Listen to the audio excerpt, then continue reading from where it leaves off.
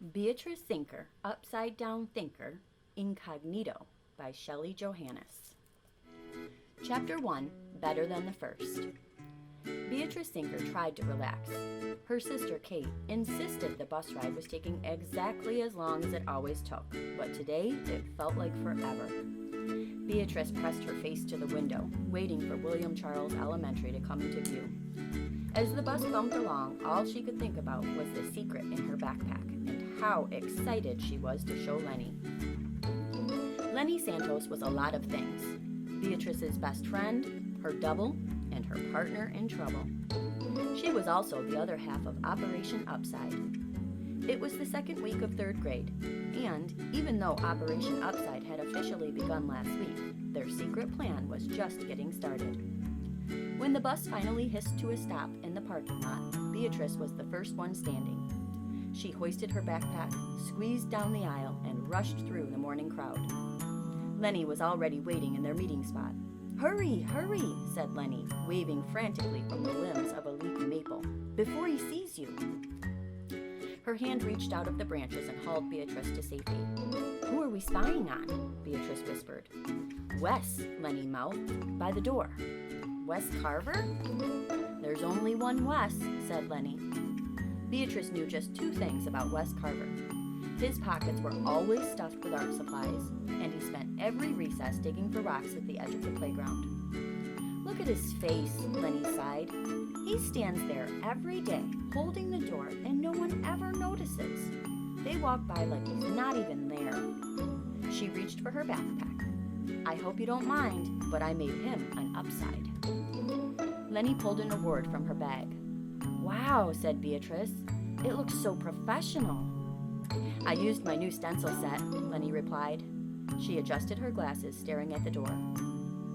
"I know the next award was supposed to be for Chloe, but what if Wes needs it more?" A giant smile lit Beatrice's face. "Who says we have to limit ourselves? We could make a lot of people happy this week." Beatrice opened her bag and showed Lenny her surprise. "Whoa," said Lenny. "I know," Beatrice laughed. Eager-fingered, Lenny flipped through the stack. She shuffled through the pile once, then, eyebrows crinkled, she shuffled again. "Wait," she said. "They're all blank?" Excitement buzzed through Beatrice. There were 10 of them, and they were all the same. Crisp, white, and waiting for a name. "They won't be blank for long," she said. Below them, an endless trail of students moved down the sunny sidewalk. Friends and strangers, kindergartners, classmates, even 5th graders. Lenny passed the pile back to Beatrice. "Do you have any ideas?" Beatrice grinned, her smile full of ideas. "I have one or two." Lenny smiled back. "I bet you do." Her finger traced Wes's award while Beatrice packed the others away. "At least we know exactly who's getting mine today." Just then, the morning bell rang. On the count of 3, they zipped their bags, zipped their lips, and dropped from the tree. Together, they marched across the lawn and ducked inside, with a friendly nod to Wes Carver as they passed by. Beatrice's feet skipped in anticipation. The second week of Operation Upside was going to be even better than the first. Chapter 2, A Really Good Idea. Beatrice headed toward classroom 3B with a pep in her step. She had a backpack full of possibilities and Lenny by her side. This week, nothing could stop Operation Upside. "Stop!" A booming voice bellowed down the hall. The blast of a whistle shrilled like an alarm. "No running! Absolutely not!" Only one person had a voice like that, and a whistle permanently snaked around her neck. Mrs. Tamarack, Beatrice's 3rd grade teacher, stood guard outside their classroom with her arms folded across her chest and her eyes locked on Lenny and Beatrice. Every head in the hall turned and looked at them too. Beatrice glanced at her feet, then at Lenny's. Typically they were skipping. "Rules are rules for a reason, girls," said Mrs. Tamarack when they got close. Her whistle glinted in her fist. "No shenanigans, no upside-down antics. Do you need a reminder that you get 3 warnings before I take a recess away?" Beatrice shook her head. She didn't need a reminder. If there were an award for the strictest person in the world, Evelyn Tamarack would definitely win it. and she'd probably keep the trophy on the corner of her desk and polish it every minute. Beatrice's fingers wriggled around the straps of her backpack. A smile tugged at her lips. Mrs. Tamarac's eyebrows crinkled in irritation. "Did I say something funny, Beatrice?" "No," said Beatrice, covering her mouth. "Sometimes I smile when I'm nervous." Or when a really good idea pops into my head, she thought. Lenny grabbed her arm and hauled her through the door before Beatrice could say anything more. With her back to her teacher, Beatrice shifted into secret mission mode. She could already imagine Mrs. Tamarac's name spelled out in bold, glittering gold. Chloe Llewellyn leapt from her seat, squealing as they entered the room. "Lenny," she said, waving a fuzzy headband in the air. "Look what Parvati brought." Chloe and Lenny were next-door neighbors. The Llewellyns had moved into the neighborhood over the summer, just before school started. Chloe had only been at William Charles Elementary for a week, but like today's bus ride, it felt like forever. From across the room, Parvati waved hi. Grace and Eva meowed hello.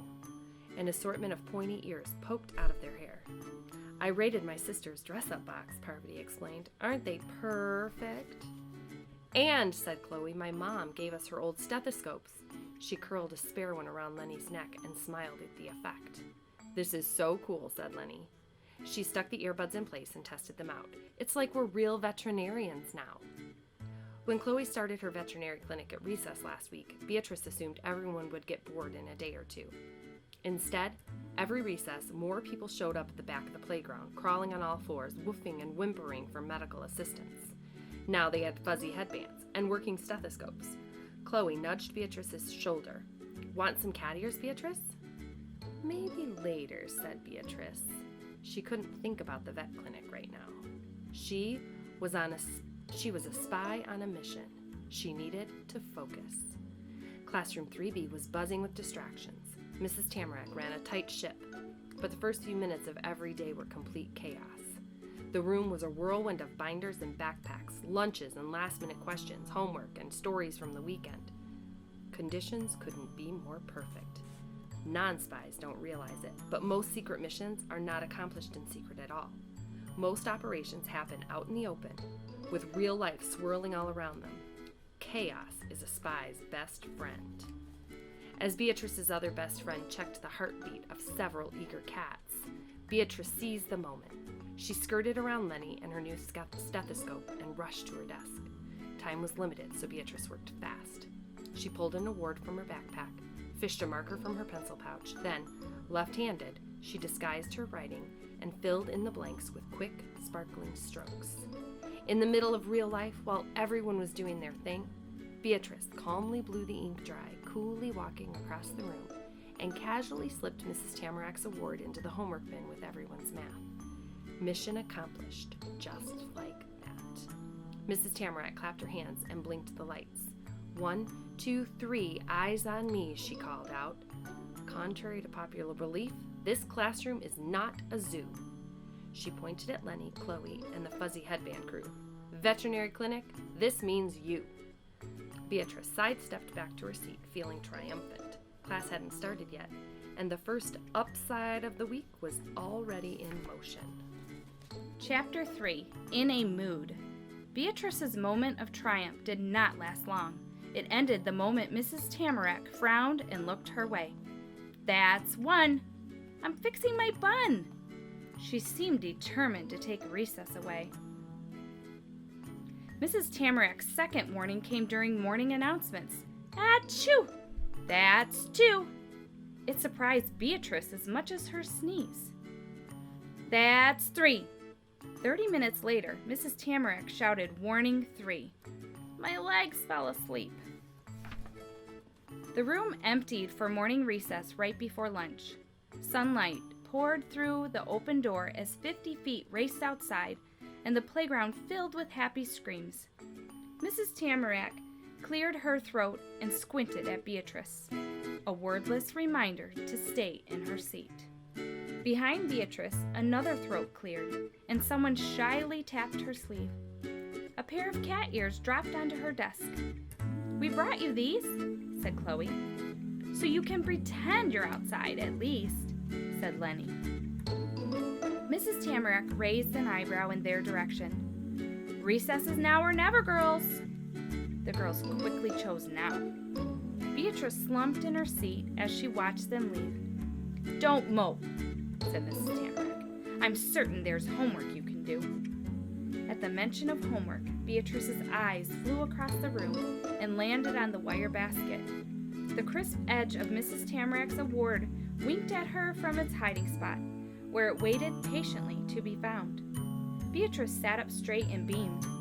Her first recess was gone, but the day was going better than it seemed. Except, after lunch, Mrs. Tamarack's mood was even worse. "That's one! My gum!" Beatrice lost second recess even faster than she'd lost the first. "And two! What'd I do? B! Three!"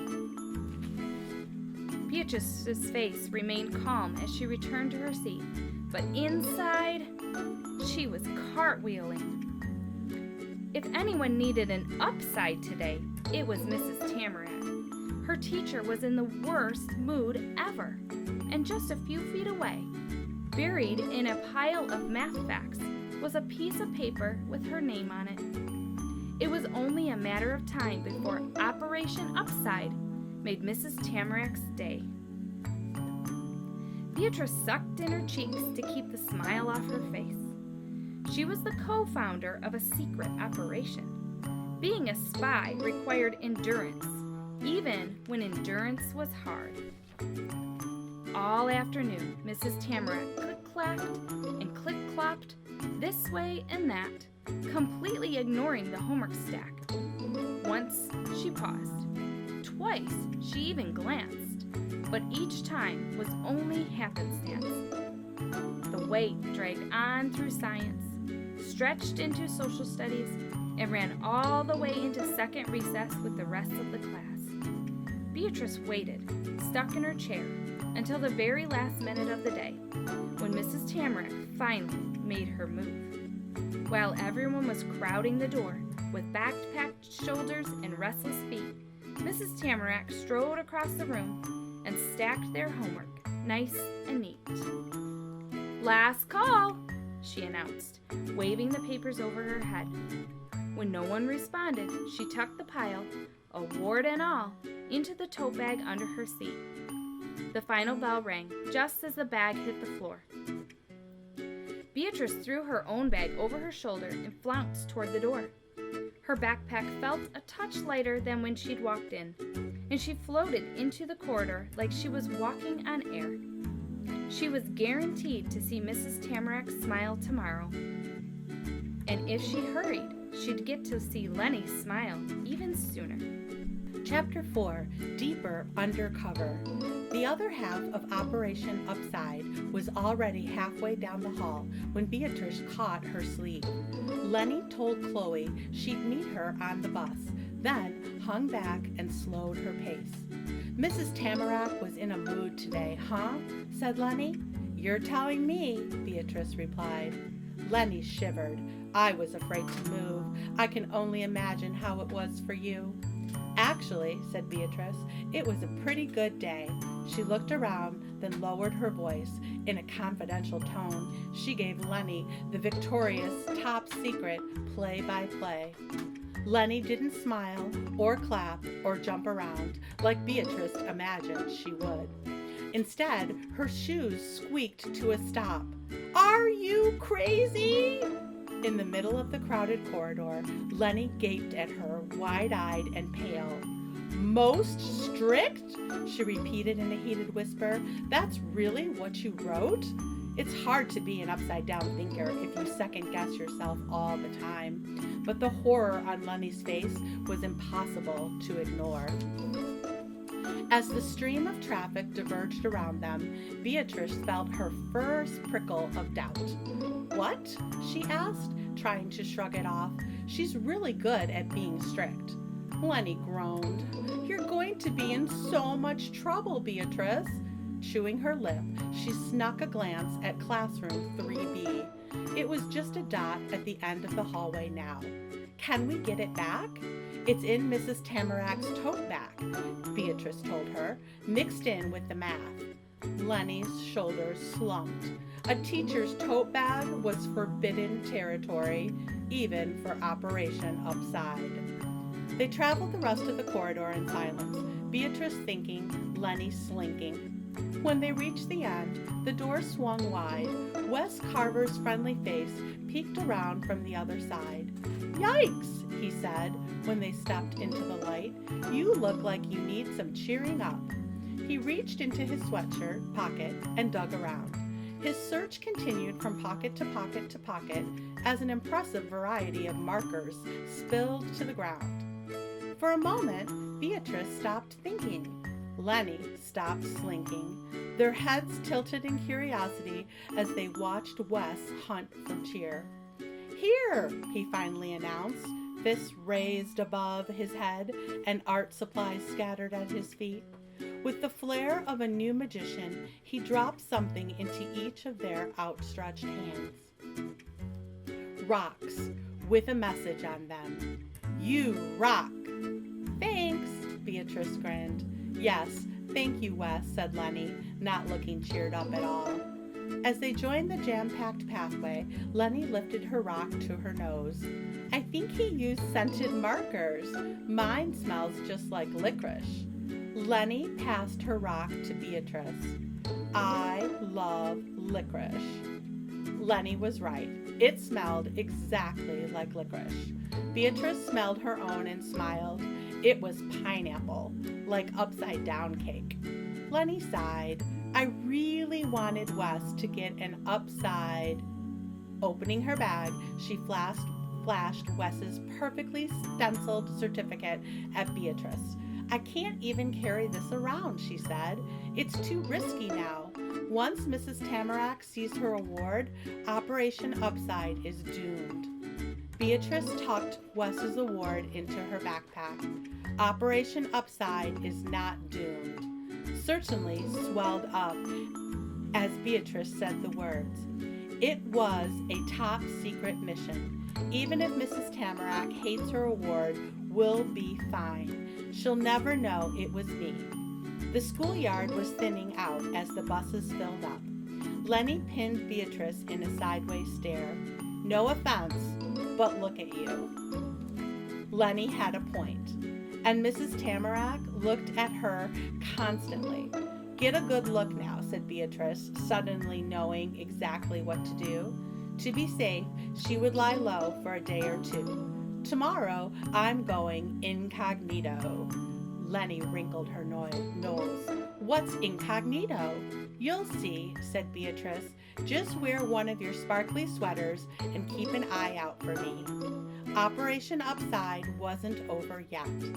Beatrice was more certain than ever. Instead of upside down, she just needed to go deeper undercover.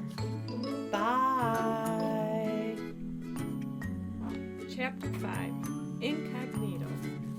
The next morning, Beatrice's sister marched out of their bedroom closet with a hanger on each hand. "What do you think?" Kate asked. "Should I wear this or this?" The choice was obvious, but before Beatrice could open her mouth, Kate was opening hers again. "Whoa," she said, pointing at Beatrice's outfit. "Are you wearing all that pink on purpose? Isn't it perfect?" "Wait a minute." Kate stepped closer.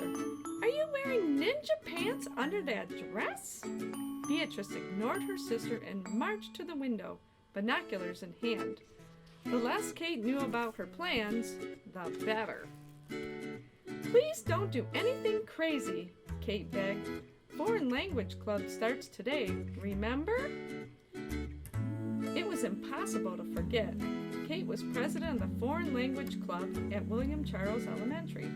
She'd practiced her welcome speech late into the night and had been pacing their bedroom floor, whispering in French since the sun came up. Beatrice positioned her binoculars against the window. "Just a sec," she told Kate. She squinted her eyes and twisted the dials, frowning. Everything was blurry. Dropping the binoculars, Beatrice wiped the window with her arm. her nose pressed against the glass. "Wow," she breathed. "Wow what?" Kate wanted to know. There was nothing but fog in every direction. Clouds hovered over the street like cotton candy. It looked like the sky was upside down. Beatrice fitted the binoculars back to her face, squinting at the view. Scrappy, her neighbor's cat, strolled out of the nothingness, right on cue. Scrappy's red leash materialized out of the fog right behind her. Beatrice smiled, waiting to see her neighbor, Mrs. Jenkins, appear on the other end. Beatrice always had a good day when she saw Miss Jenkins walking Scrappy. But Miss Jenkins didn't step out of the fog. Instead, the fog produced a girl. Long dark hair and tendrils of fog blocked the girl's face, but Beatrice still recognized her. It was Sam Darcy, the third grader who lived in the house across the street. Her walk was unmistakable. She shuffled down the sidewalk with her head down. Her shoulders slumped, and her two big black boots scuffing against the pavement. They disappeared into the mist in the same order they appeared. First Scrappy, then the leash, then Sam Darcy. Beatrice squinched her face and turned the binocular dials, trying to make sense of what she'd seen. Where was Mrs. Jenkins? And why was Sam Darcy walking her cat? It is not raining, is it? Kate edged closer, peeking over Beatrice's shoulder. Beatrice dropped the blinds. "No," she said, "but it's very mysterious." She pointed to the hanger on the right. "I'd go with the cape." "Huh?" said Kate, confused. She looked at her hangers and heaved a sigh. "It's not a cape, Beatrice. It's a poncho." Beatrice looped her binoculars over the bedpost. "Is poncho the French word for cape?" Kate huffed back to the closet, mumbling something Beatrice couldn't hear. When her sister reappeared, the cape was missing. She was wearing a red blazer with a flowered scarf instead. Kate gestured toward the stairs. "Ready?" Though the day had started strangely with Sam in the fog and the missing Mrs. Jenkins, none of that changed Beatrice's plan. She knew exactly what she needed to do. She hiked up her ninja pants, smoothed the hem of her skirt, and flashed a smile at her sister. "Ready," she said. She was ready as she'd ever be to wear a pink dress on purpose. Chapter 6, Girl with a Plan. "Oh, Beatrice," her mother said. Nancy Zinker cried from the kitchen doorway. Her hand flew to her heart. "You look adorable." She elbowed her husband. "Doesn't she look adorable, Pete?" Pete Zinker assessed her pink-clad daughter. "She looks like a girl with a plan," he decided. He tossed Beatrice a granola bar, which she caught in the air. "I'm just lying low today," Beatrice said, trying to play it cool.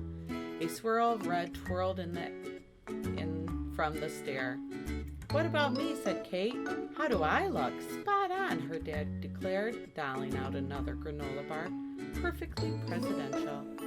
"No big breakfast this morning, girl," said Nancy Zinker, fussing over Kate. "We don't want to risk ruining your outfit." She rearranged Kate's scarf until it was fluffed and knotted just like hers. "I couldn't eat anything," said Kate. "I'm très nerveux." "There's no need to be nervous," she said. "There's no need to be nervous," said her mother. "You'll be great." Pete Zinker pulled out a chair at the table. "One more practice round?" Kate's eyes lit up. "Boy," she said, pulling out her flashcards. "Merci." Beatrice scanned the room for an exit. "Has anyone seen Henry?" "He's watching one of his shows," her dad said. "Want to keep him company?" "Yes, yay," said Beatrice, as she made her escape.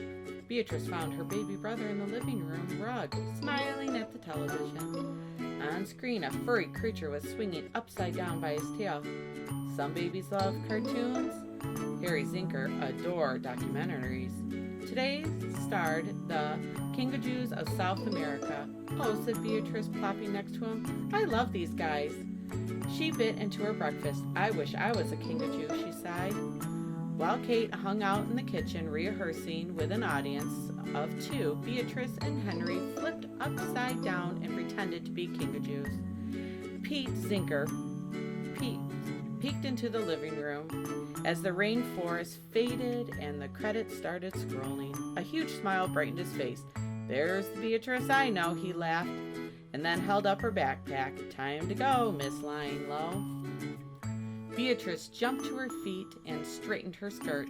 Her dad squashed her in a hug. "Keep that chin up, Buttercup," he said. "Whatever you've got planned." "I will," said Beatrice. Slinging her backpack over her shoulder, she stepped into the morning fog. Incognito in her pink dress, Beatrice felt more unstoppable than ever. Chapter 7, The Perfect Camouflage. Beatrice kept her chin up the whole bus ride. Instead of hopping off like she usually did, she matched Kate's careful steps into the slow-moving crowd. A sparkly sweater emerged from the haze. "Beatrice?" Lenny blinked at Beatrice through the fog. "Well," said Beatrice, "what do you think?" "Wow," Lenny replied, "that's a lot of pink." "My closet's full of this stuff," said Beatrice. "I could go incognito for weeks, maybe months, and my mom wouldn't even have to do laundry." Curious heads turned in their direction. Lenny's eyes darted around. "This way," she said, angling off the path. "It's dangerous out here." "The bushes," said Beatrice, diving for cover behind a row of hedges. Lenny crouched next to her and frowned at Beatrice's pink ensemble. "This is your plan?" "This is the backup plan," Beatrice clarified. "It's still possible Mrs. Tamarack is going to like her award. Once we see her happy smile, we can sneak Wes his award by the end of the day." Beatrice paused for effect. "That's the real plan." Beatrice wasn't sure she believed it herself anymore, but she had to hope. Lenny pulled a branch aside and they both peeked through the leaves. Wes Carver was standing at the door, just like yesterday, holding it politely as everyone walked inside. Lenny chewed her thumbnail. Doubt filled her eyes. "Don't worry, though," Beatrice assured her. "No matter what, I'll be the picture of lying low." "I don't think that's possible for you," said Lenny, laughing. "Without a major miracle or something." Beatrice hopped to her feet and dusted herself off. "Anything's possible with the right costume." She looped her sleeve through Lenny's and popped out of the bushes to prove her point. "Pink is the perfect camouflage." Arm in arm, they bounded down the busy sidewalk. "See," said Beatrice, "I'm practically invisible." "Beatrice!" a voice shouted across the plaza. "Lenny!" it yelled. "Wait up!" Chloe Lululin strolled out of the fog, flagging them down. Her smile beamed through the haze as she skipped to their side. "Are you guys excited for lunch?" Lenny's hand flew to her mouth. "I almost forgot." "You never forget Stuffed Crust Pizza Day," said Beatrice. Stuffed Crust Pizza Day was their favorite. "I wasn't talking about pizza," said Chloe. She lifted her monogrammed lunch bag. "I meant Foreign Language Club. It starts at lunch today." Beatrice peeked into her backpack. Her own lunch bag was tucked up front where her mother always put it. No one had told her Kate's club meant missing her favorite lunch. "Jesus impatiente!" Chloe exclaimed, clapping with excitement. A ring of flashcards dangled from her finger. "That means I can't wait in French. I've been practicing." It was eerie. Katie and Chloe were practically twins. Chloe pointed at Beatrice. "I see you dressed up for it, like moi." Beatrice stared at her own dress, then stared back at Chloe's. Lenny laughed, way too delighted. "You're twins!" "Jumelles," Chloe said, crushing Beatrice in a hug. That means twins in French. This was not part of the plan. It was not part of the backup plan either. Maybe Lenny was right, and she did need a miracle today. Beatrice crossed her fingers for luck as they ducked past Wes and went inside. Hopefully, yesterday's upside had already worked its magic, and the miracle of Mrs. Tamarack's happy smile would greet them at the door.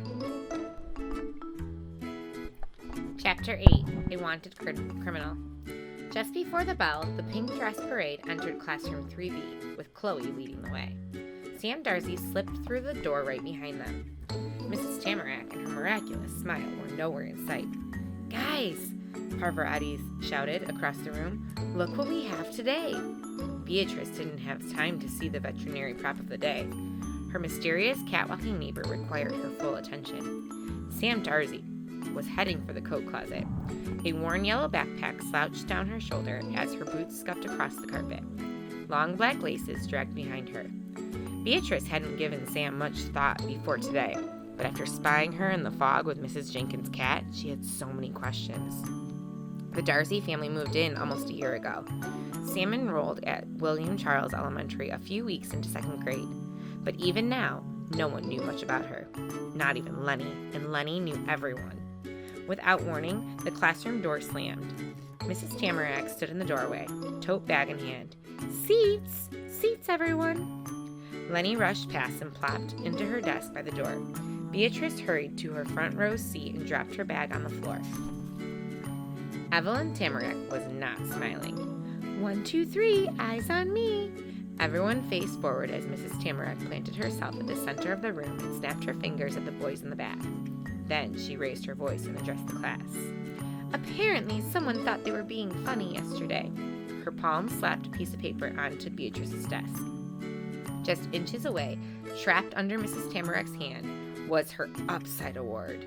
The words "most strict" peeked through between her fingers.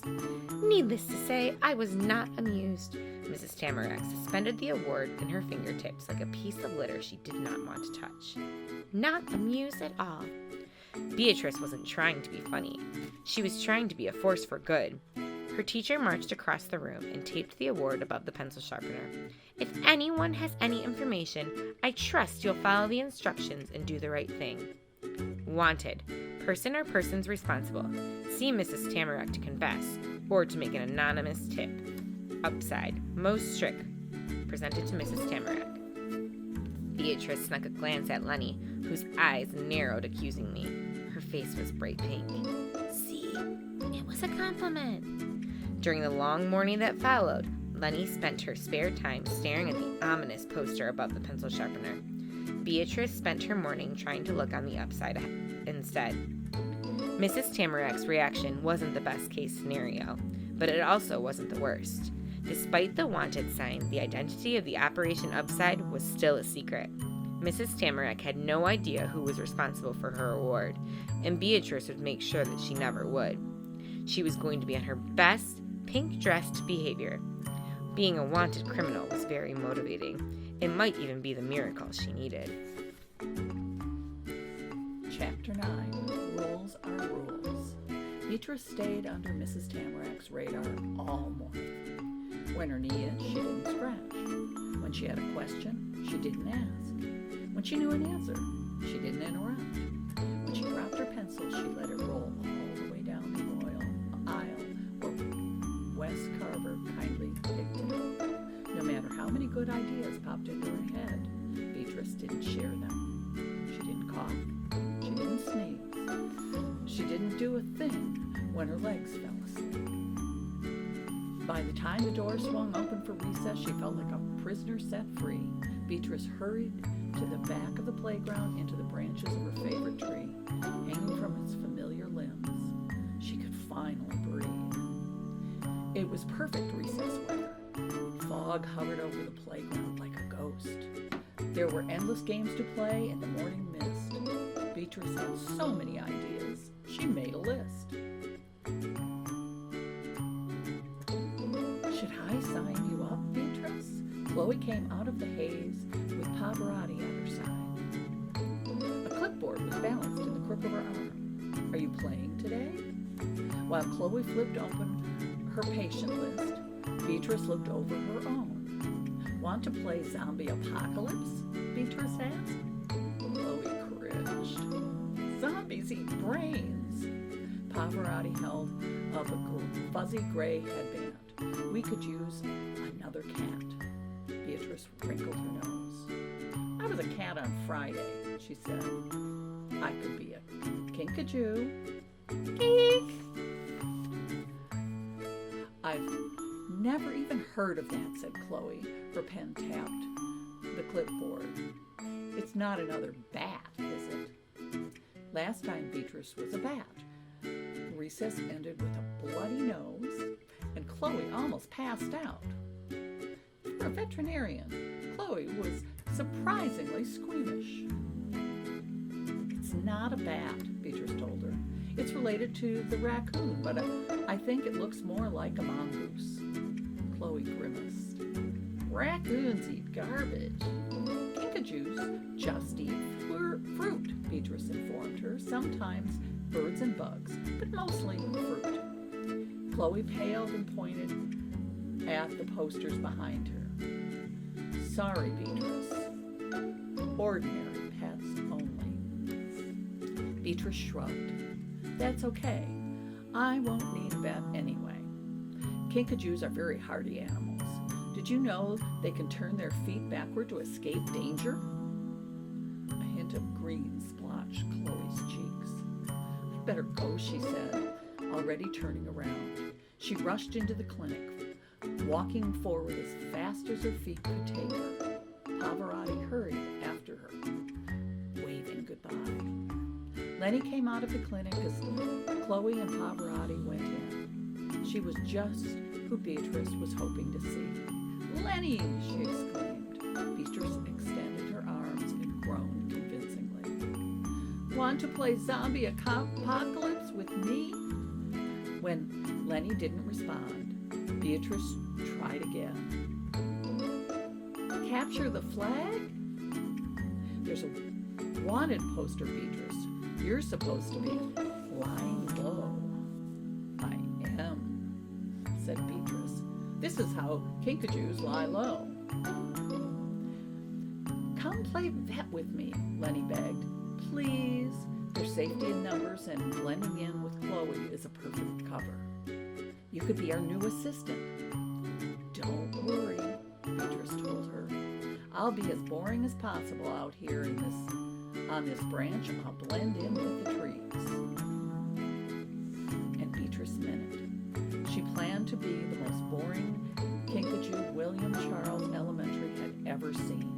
But seconds after Lenny walked away, Wes Carver appeared out of the mist and knocked over every boring thought from her mind. Assistant wanted. Must be helpful, artistic, hardworking, and prompt. You'd be perfect! His arms were filled with water bottles. His pockets overflowed with art supplies. With every step of his bouncy stride, a spare marker fell out of his pocket, leaving a colorful trail behind him. Hey, Beatrice, Wes nodded hello. I heard Chloe needs an assistant. Lenny just stuck an ad by the door, said Beatrice. Chloe appeared in the doorway of the clinic. Did I hear my name? Wes bounded over. Water sloshed in his arms as he trotted away. With his back to Beatrice, he greeted Chloe and offered her a bottle. Only mumbles of their exchange floated back to Beatrice. As Chloe tipped her head for a sip of water, Wes pointed to the poster by the door. Chloe frowned, then flipped paper on her clipboard and began to draw. Beatrice squinted her eyes, but she couldn't see what Chloe was doing. A moment later, Chloe stomped her foot and glared at her pen. From her jiggle of frustration, Beatrice guessed it was out of ink. Wes quickly offered her a handful of options. Chloe uncapped a bright pink marker and breathed in its scent. Beatrice wondered if it smelled like cherry or watermelon, maybe bubblegum. With fresh ink, Chloe finished easily, then stole a strip of tape from the vet sign overhead and tacked her new poster above the door. While she was still on tiptoe, a sudden wind whipped through the trees and ripped the papers free. Chloe tried to catch them, but the signs billowed up and slipped through her fingers, twisting and dancing above the grass, just out of reach. Chloe moaned in frustration. Arms outstretched, spinning in circles, she chased them down. Beatrice smiled. It looked like Chloe was playing zombie apocalypse after all. After a lot of stumbling and groaning, she finally caught the death sign. Wes snatched the other in midair. Then, with a smile, he produced a roll of duct tape from his sleeve. Wes Carver was a wizard of art supplies. Unfortunately, Chloe didn't want a magician. She anchored both papers in place with shiny strips of his silver tape and stood back for a better view. "Look at Chloe's newest addition," Wes gulped. Beatrice gasped, and Chloe lifted her hands in apology. "Vet," the sign read. "Girls only, no boys allowed." "Rules are rules," Beatrice saw her say. Then she handed Wes his marker and tape. His head shook, refusing to take them. His supplies stayed like that, suspended uncertainly between them, until Chloe's lips finally moved. "Okay," she said. "Thank you." With fumbling fingers, she pocketed the pink marker and slipped the tape around her wrist as Wes buried his hands in his sweatshirt and walked away. "Bye, Beatrice," he said as he lumbered past. She said no. Wes lifted his shoulders. "Rules are rules, I guess," said Wes. He trudged through the trees with his head down and his shoulders slouched. Beatrice forgot she was a boring kinkajou. She forgot about her pink dress and her intentions to lie low. All she could think about was the certificate sitting at the bottom of her backpack. The one that said, "Wes Carver," in impressively stenciled letters.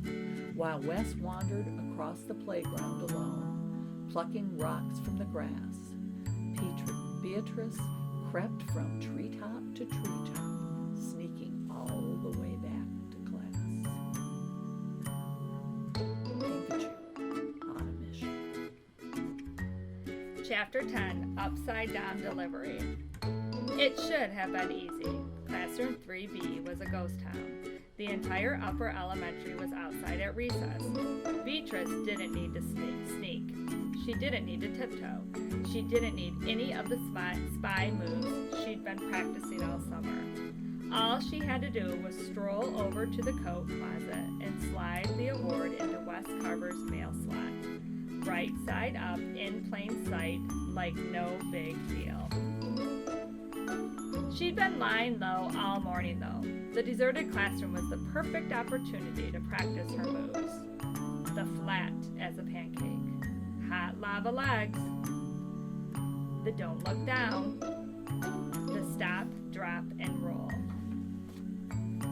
Which is how Beatrice found herself wedged in the coat closet, upside down, searching for Wes's mailbox, with his award clamped between his teeth. Upside down delivery. Lenny's name jumped out at her first. Chloe was right beside it. 2 slots down from Chloe's name. Beatrice's spotted Wes's. Wes's certificate slid smoothly into the empty slot.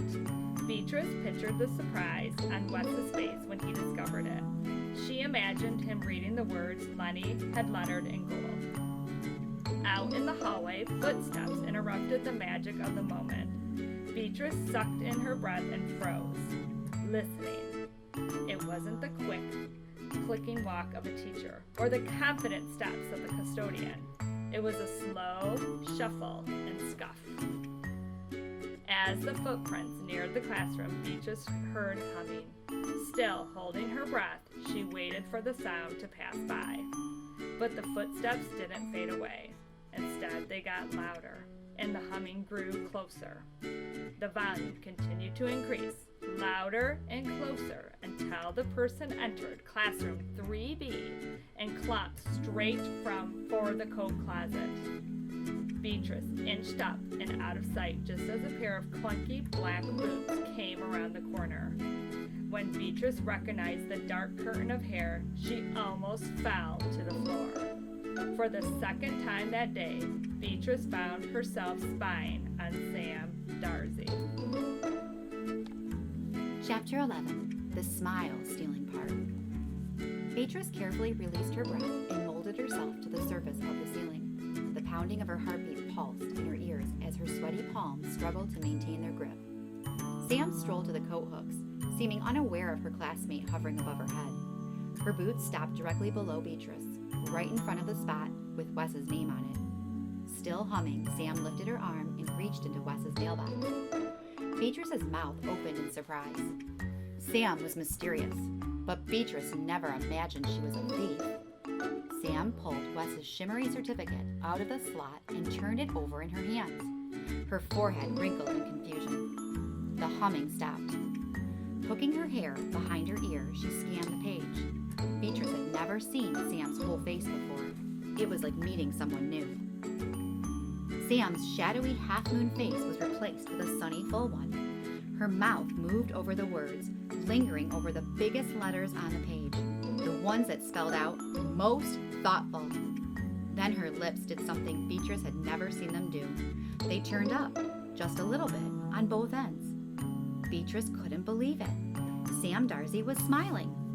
In that moment of wonder, a bright yellow detail caught Beatrice's eye. Sam's backpack, her one-of-a-kind yellow backpack, was hanging under Wes's mailbox. The truth almost knocked Beatrice off the ceiling. Sam wasn't standing in front of Wes's mailbox. She was standing in front of her own. Beatrice's face felt hot. While she was supposed to be lying low, she'd snuck into classroom 3B and put Wes's special award in Sam Darcy's mailbox by mistake. Beatrice knew the precise moment Sam's eyes reached the print at the bottom of the certificate, the part of the award that said, "This Upside Award is presented to Wes Carver."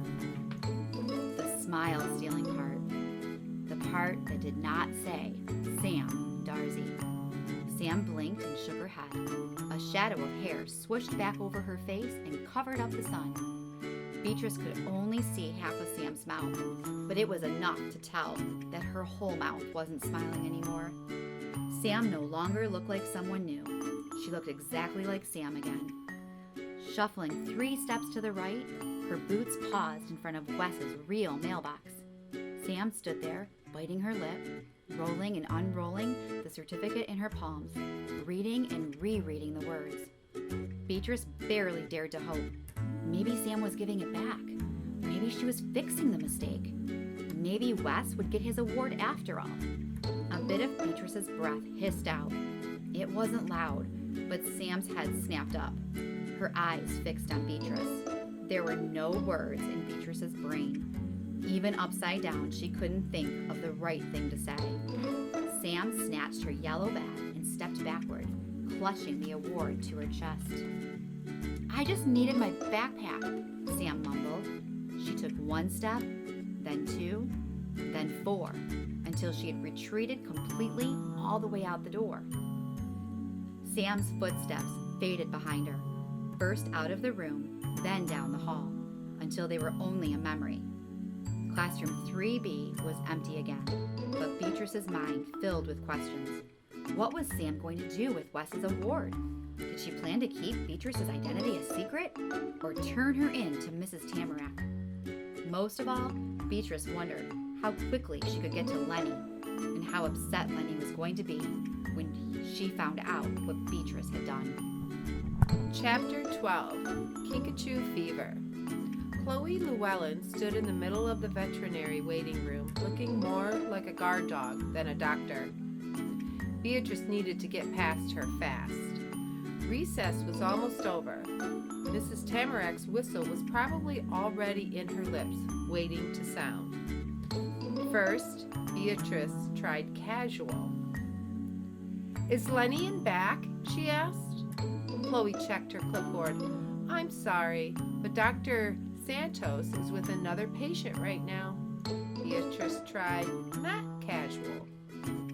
Chloe gestured at the animals lounging around the waiting room. "Everyone's got an emergency. We're doing the best we can." When Chloe played veterinarian, she was all in. Beatrice collapsed on the ground and tried being all in too. have kinkajou fever, she croaked, her arm tossed over her face. Only Lenny can save me. Sorry, Beatrice. Rules are rules. I don't think the mongoose rule applies to her, said a voice behind them. Peeking through the waiting room window was the earnest face of Wes Carver. Beatrice was too shocked to speak. Kinkajous and mongooses look a lot alike, Wes continued, but they aren't even remotely related. Kinkajous are cousins of the raccoon. How do you people know this stuff? Chloe demanded. I read a lot of books, said Wes, and watch a lot of PBS. Chloe put her hands on her hips. My other rule still stands. Thanks to Wes's heavy-duty duct tape, the girls' only sign held fast above the doorway. The mongoose band might not have been excluded Beatrice, but the no boys allowed rule still applied to Wes. I know, Wes said with a shrug. Mrs. Tamarack sent me back here to make sure you heard the 5-minute whistle.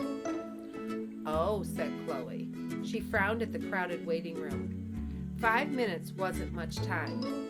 Everyone, including Beatrice, looked up at her with hopeful eyes. Sure you don't need any help? Wes offered. I know a lot about animals. Chloe tucked her clipboard under her arm. We've got this under control. She curled her fist into an imaginary microphone and raised her voice. Paging Dr. Santos! Dr. Santos to the waiting room! Her call rang out with surprising volume. There's a wild animal that needs to see you. She claims it's an emergency. Beatrice jumped up and crushed Chloe in a hug. Thank you, she exclaimed. Over Chloe's shoulder, Beatrice said the words one more time. Thank you, she mouthed toward the window. Wes gave a small smile and loped away. What's going on out here? Lenny rushed into the waiting room, looking around. Chloe rubbed her temples. Beatrice has kinkajou fever. Let's go to my office, said Lenny. She pulled Beatrice by the arm, right past Chloe, then past all the pets and all the pet owners. She escorted her beyond the waiting room, all the way to a quiet corner in the back. What happened? Lenny asked. I thought you were lying low out there.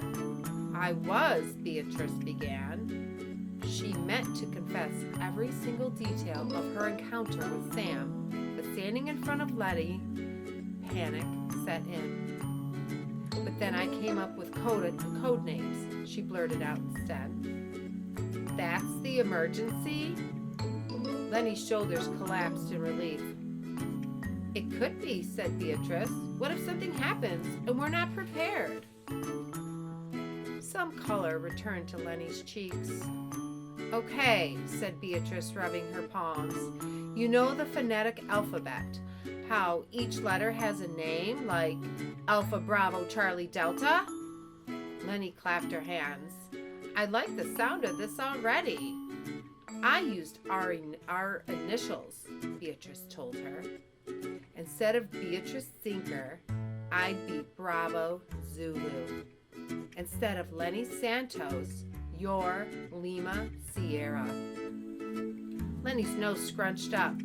No, not Lima, Lenny said, sticking out her tongue. I don't want to be a bean. Beatrice tapped her lip, thinking. What if we use Eleanor, she suggested. Echo Sierra undercover. Lenny smiled. I like it, she said. What about an emergency phrase? She glanced around, like Mrs. Tamarack might be lurking nearby, then dropped her voice. In case we need one. Beatrice didn't even need to think. The words rolled off her tongue. What about kinkajou fever?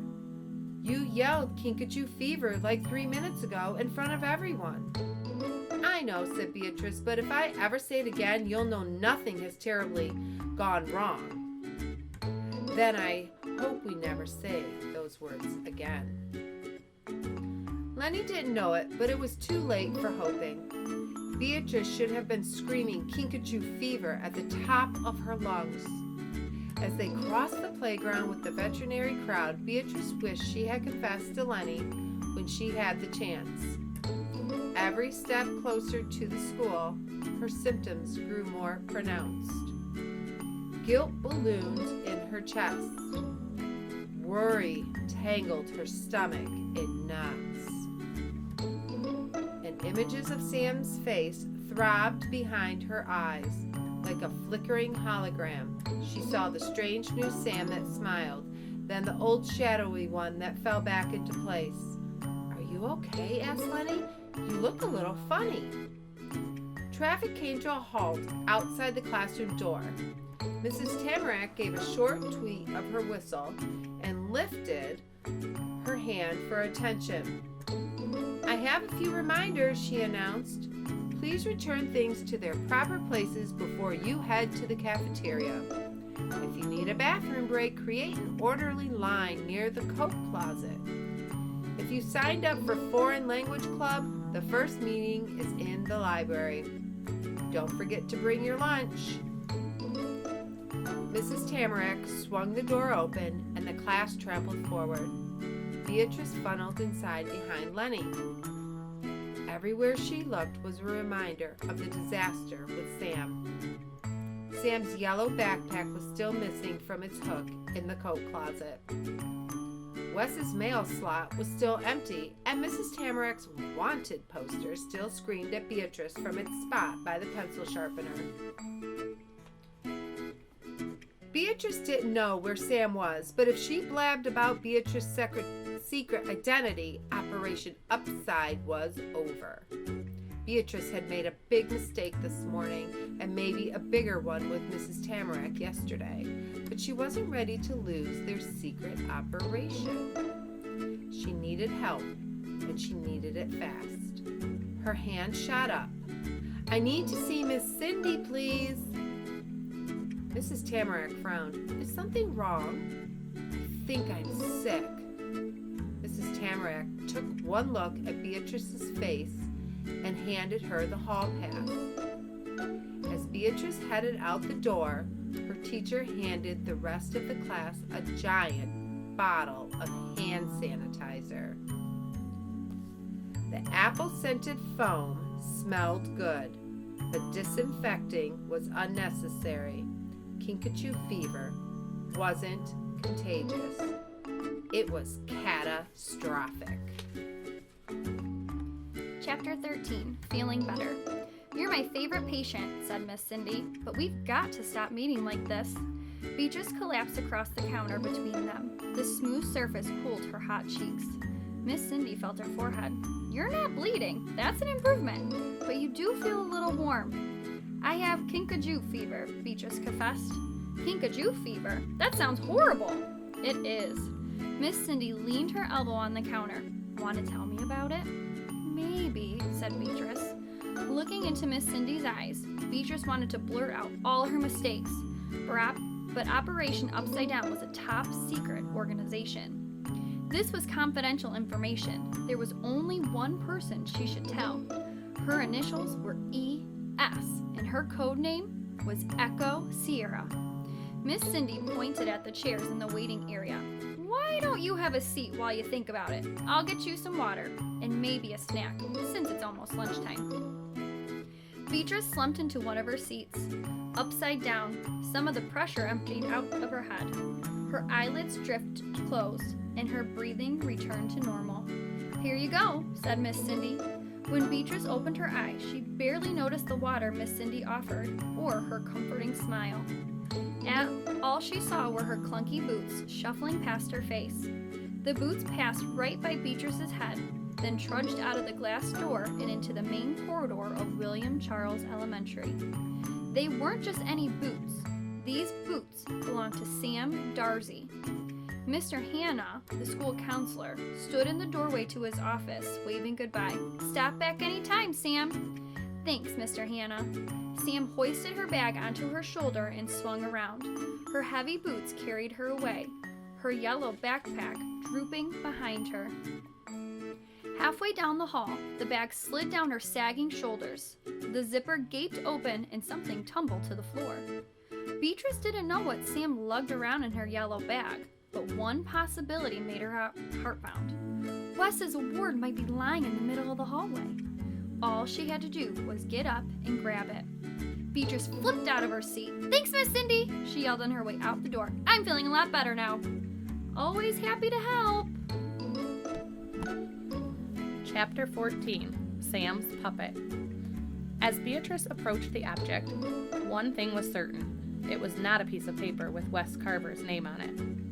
Keeping an eye on Sam, Beatrice crouched down to get a better look.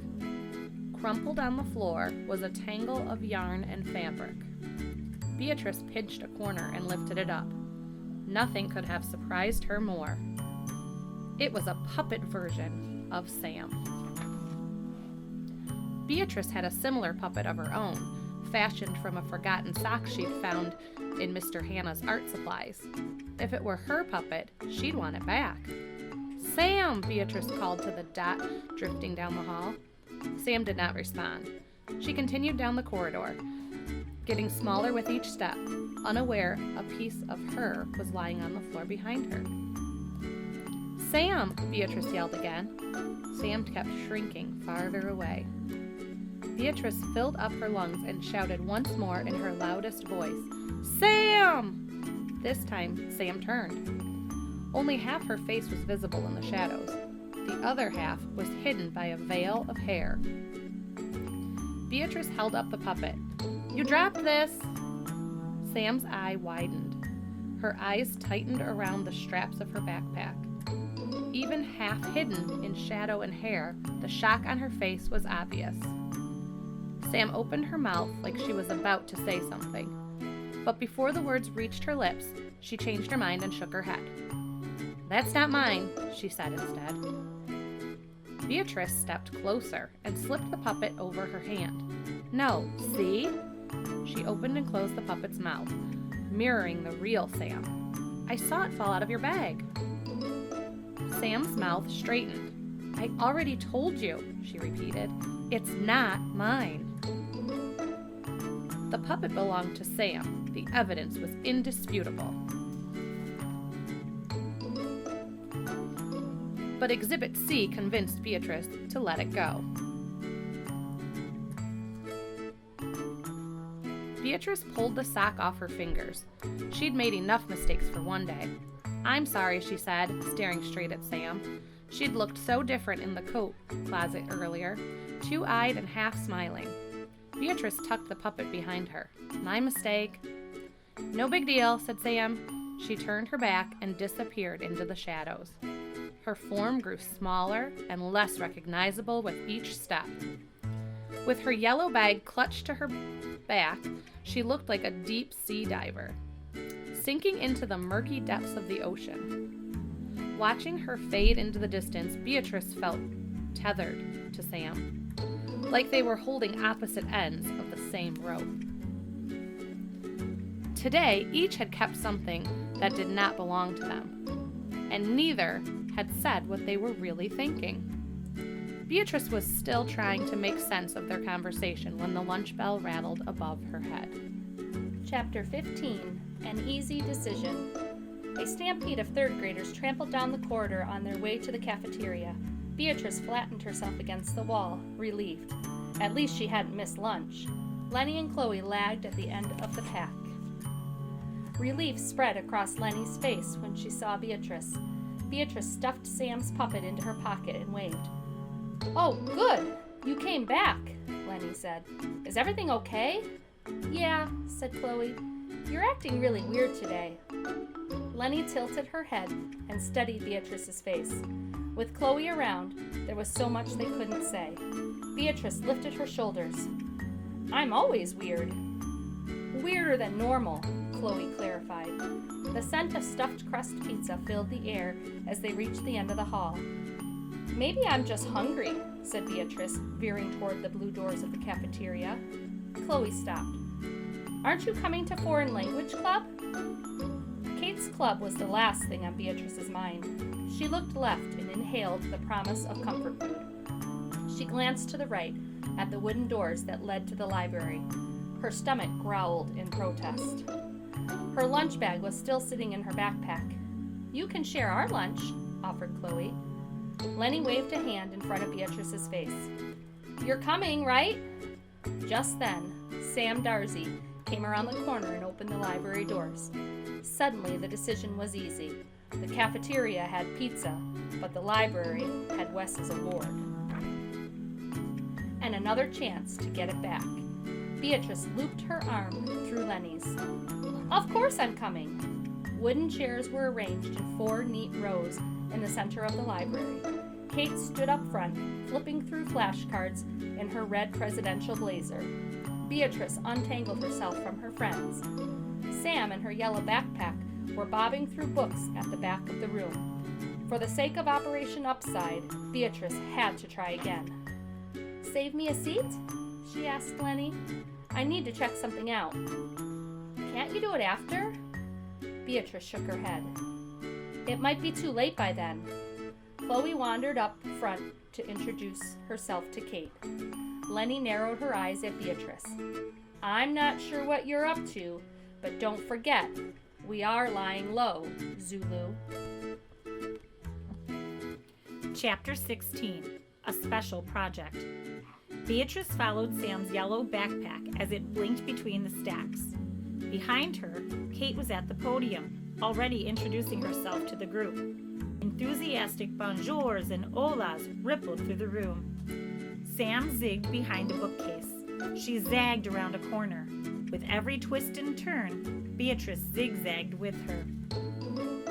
Sam finally slowed down in an aisle labeled Language. Her fingers scanned the spines as she searched the shelves. At the end of the row, she pulled out a title, then folded to the floor with the book in her lap. Beatrice scouted for a better view. Sam was studying a Morse code manual. Sam's finger followed the alphabet of dots and dashes down the page as Beatrice's heart hammered in her chest. Her mysterious neighbor was up to something. It looked like Sam had a plan, one that involved secret code.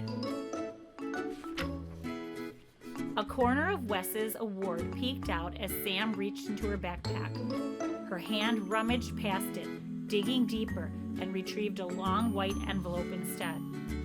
A crisp sheet of paper was tucked inside. It wasn't Wes's upside, but it looked just as official. Without Beatrice's binoculars, though, the lettering was too small to read. Sam abruptly lifted her nose out of the manual. Looking over both shoulders, she stuffed the letter into the spine and snapped the cover shut. Sam sulked to the center of the library and slumped into an end seat in the back row of Kate's audience. Beatrice stayed 10 steps behind and took the empty seat next to Lenny and Chloe. Did I miss anything? Beatrice asked Lenny. Chloe put a finger to her lips, then handed Beatrice half a sandwich. Lenny leaned into Beatrice's ear. Your sister doesn't mess around. She started at 12 o'clock on the dot. She passed Beatrice a packet of paperwork and a bag of chips. You already missed the project sign-up. Project sign-up? In all of Kate's practice sessions, Beatrice had never heard about a project. She crunched a chip in frustration. First, no stuffed crust pizza. Now homework? Chloe and I already partnered up, Lenny grimaced in apology. You can only have 2 people per group. Kate stopped mid-sentence at the front of the room. Her eyes zeroed in on Beatrice. It looks like we have a latecomer. Kate's presentation froze on the screen behind her. Hi, said Beatrice with a little wave. Bonjour, said Kate in her trying to be patient voice. We've already divided into groups of 2 for the project. Do you want to be with Lenny? Lenny nodded vigorously, encouraging Beatrice to say yes. I could make an exception for you, Kate said. Beatrice hesitated. She wanted to work with Lenny, but her eyes drifted to the back row where Sam was slouched in her seat, flipping pages in her Morse code manual. Actually, said Beatrice looking up at Kate, I have a different idea. Panic flushed across her sister's face. A different idea? If it's okay with you, said Beatrice, I want to work on a special project with Sam Darcy. Lenny's mouth dropped open. Sound disappeared from the already quiet library. Heads ping-ponged around the room, bouncing between Beatrice and Kate and the dark-haired girl in the back row. Sam's eyes were fixed on her boots. Kate gripped the podium. What do you have in mind? She asked. A special project, said Beatrice, about secret languages. Like Pig Latin? Pig Latin and other things. Beatrice peeked back at Sam, like Morse code. Sam flipped her book face down and looked away with a frown. Kate tilted her head, considering. A room full of heads tilted with her. Très bien, she finally declared. I like it. She passed Beatrice the sign-up sheet. Whispers replaced the silence as opinions spattered through the room. Chloe leaned over. See what I mean about being weird? Lenny bit into her sandwich, waiting to see what Beatrice would say. Beatrice shrugged. It's a weird day. Having a secret from Lenny was the weirdest thing in the world. She wished Lenny already knew about Sam, what Sam saw, what she knew, and most of all, what she was carrying in her backpack. Even more than that, Beatrice wished that she could undo her mistake. Maybe there was still a way to fix it before Lenny found out. Beatrice added Sam's name next to her own, then passed the clipboard back to Kate. Merci, she mouthed in her sister's favorite language. Kate nodded. Next time, don't be late. Beatrice glanced at the back row, to the reason for her tardiness, but Sam was gone. Chapter 17, A Promising Sign. After dinner, Beatrice escaped to her room to think. She hauled her backpack onto the top bunk and removed Sam's puppet. The puppet's one eye watched Beatrice warily as she arranged the strands on Sam's head. The button never blinked. Beatrice gazed back, wishing she could figure out the mystery of Sam Darcy if she stared hard enough or looked long enough. Beatrice fitted the puppet over her hand. The puppet continued to observe her with its one oversized eye. Beatrice lifted the yarn off of the puppet's forehead. The curiosity was impossible to resist. To her surprise, another eye peeked out. "Wow," said Beatrice. "Sam actually gave you 2 eyes." It was a promising sign. "There's someone I want you to meet," she told the sock on her hand. "Sam, this is Beatrice," she said, introducing a puppet version of herself to Sam's sock. "Beatrice, this is Sam." Beatrice flipped upside down, and all 3 heads hung off the bunk. "Whoa," said Sam's puppet. "I know," said Beatrice. "It's the best." "Now I have a headache," the sock complained. "Ha, that's what Kate always says," said Beatrice. She stared at Sam's sock. Upside down, it looked completely different. "But I like the view." Sam's puppet frowned. Upside down, it looked a lot like a smile. The almost smile gave Beatrice the courage to ask the one thing she'd always wanted to know about Sam. "Why don't you talk to anyone?" Sam's sock didn't answer right away. Eventually it mumbled, "Maybe I don't have anything to say." Beatrice didn't believe that. Not for a second. Everyone has something to say. She opened her hand and moved Sam's puppet mouth. "Hi, my name is Sam, and I have so much to say." "Are you talking to yourself?" Kate stood in the doorway smirking. Beatrice shoved the puppets behind her back. "I'm just doing some research for my project." Kate leaned against the bunk. "So," she said, "what's it like working with Sam so far?" There was only one word for it. "Mysterious," said Beatrice. "Very mysterious." As Kate wandered into their closet to hang up her blazer, Beatrice had an idea. "Hey, Kate, can I borrow your cape?" Her sister's sigh drifted across the room. "It's a poncho." Kate drew out the word like its 2 syllables were each a mile long, and then marched to the bed, cape in hand. "Here," she said, draping the fabric over Beatrice's bedpost. "Just keep it." "Really?" said Beatrice. "Thanks! It's going to be perfect for tomorrow." Beatrice lifted up the blinds and smiled out into the night. Wes would still get his award. She was going to turn this disaster around. Sam Darcy lived right across the street. They sat in classroom 3B together 5 days a week. They were working on a special project, and now Beatrice owned a cape. Sam couldn't stay a mystery forever.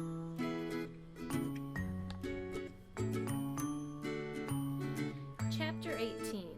The Real Sam. The next morning, fog gave way to sunshine. In the early yellow light, the world looked fresh and full of potential. Each blade of grass sparkled, and the changing trees showed off their colors. Beatrice couldn't wait to talk to Sam. While the rest of the sidewalk glittered in sunlight, the Darcy house still looked gloomy. Shades cloaked the windows. The overgrown tree in the front yard swallowed the porch in shadow. Sam's house looked a lot like Sam. "Good morning, dear," called a friendly voice behind Beatrice. A red leash curled around her legs, and Scrappy's familiar face mooed up at her. Beatrice spun around in surprise. "Mrs. Jenkins," she cried. "Have you seen Sam this morning?" Mrs. Jenkins lifted a book with a fancy yellow bow tie around it. "I wanted to thank her for taking care of Scrappy while I was away." Beatrice shook her head back and forth. She hadn't seen Sam yet. "That's okay," said Mrs. Jenkins, patting her hand. "I'll see her this afternoon. Sam was helping you? Wasn't that nice of her?" Mrs. Jenkins' face tilted up at the sky. Her silver hair glowed in the sunshine. "Isn't it a beautiful day?" She untangled the leash from Beatrice's legs and scooped Scrappy into her arms. "Don't forget to come and see us later. As usual, we'll have tea." Mrs. Jenkins waved and continued down the road, Scrappy tucked under one arm and Sam's present under the other. As they turned the corner, Beatrice studied Sam's window. She wondered again what Sam planned to do with Wes's award. There were a lot of possibilities. Some prospects were bad, but there were some good ones too. It was a beautiful day, just like Mrs. Jenkins had said. So Beatrice flipped her cape over her shoulder, hopped on the bus, and hoped for the best. When Beatrice arrived at school, everything seemed normal. Wes was greeting students at the front door, just like he always did. He wasn't smiling like someone who had just received an award with his name leathered in gold. When Mr. Hanna passed Beatrice in the hall, he didn't give her a second glance. Apparently, Sam hadn't ratted Beatrice out in the counselor's office yesterday either. Beatrice walked into classroom 3B and found Lenny and Chloe huddled together with the rest of the veterinary crew, trying on lab coats and using Lenny's new stencils. In the corner by the pencil sharpener, Mrs. Tamarac's wanted poster still urged witnesses to come forward. As the bell rang, Mrs. Tamarack clapped her hands and flicked the lights. Sam Darcy snuck in the door right before Mrs. Tamarack clicked it shut. With her head down, she shuffled straight to the coat closet. "Hi," Beatrice said, trying to get her attention. Sam acted like she didn't see her, but Beatrice knew she did. After talking to Sam's puppet last night, Beatrice had high hopes, but Sam walked away without a word. Beatrice didn't even get to tell her about Mrs. Jenkins. Watching Sam's boots scuff across the floor brought Beatrice back to reality. The real Sam hadn't had a heart-to-heart with her last night. The real Sam was not a puppet. She was a person, and Beatrice couldn't make her say a thing. She couldn't even make her stand still long enough to say hello. As Beatrice headed back to her desk, Lenny pointed at Beatrice's cape, frowning. "I thought you had enough pink to last forever." Mrs. Tamarack clapped her hands at the front of the room. "Recess?" mouthed Beatrice. Lenny nodded. 1, 2, 3, eyes on me," Mrs. Tamarack called out, shooting them a look. Beatrice took a deep, hopeful breath. Nothing was different. Wes was the same. Mr. Hannah was acting normal. Sam and Lenny too. Even Mrs. Tamarack seemed like her normal self. Whatever Sam was going to do with the award, she hadn't done it yet. Chapter 19, A Move of Her Own. When recess arrived, Beatrice was the first one out the door. She inched into the trees and rehearsed her confession to Lenny. Down below, something stopped Beatrice in her tracks. Mrs. Tamarack stood guard at the center of the playground, hands on her hips, whistle between her lips. That part was normal. Beatrice was used to that. Standing next to the school's award-winning disciplinarian, rocking back and forth on the heels of her boots, was Sam Darcy. This was cause for alarm. Beatrice couldn't hear what they were saying, but it didn't look good. Mrs. Tamarack's forehead was scrunched up, and Sam, who rarely spoke, was doing most of the talking. Finally, with a nod of her head, Sam disappeared across the grass and behind the heavy doors of William Charles Elementary. Sam was making her move. Beatrice needed to stop her before it was too late. Thinking fast, she dropped down near Mrs. Tamarack and made a move of her own. "Excuse me," said Beatrice, summoning her best manners. Miss Tamarack spun around. Her whistle shrilled in surprise. "Beatrice!" she screamed. "Are you trying to give me a heart attack?" "No, I was trying to be polite." Mrs. Tamarack rubbed her temples.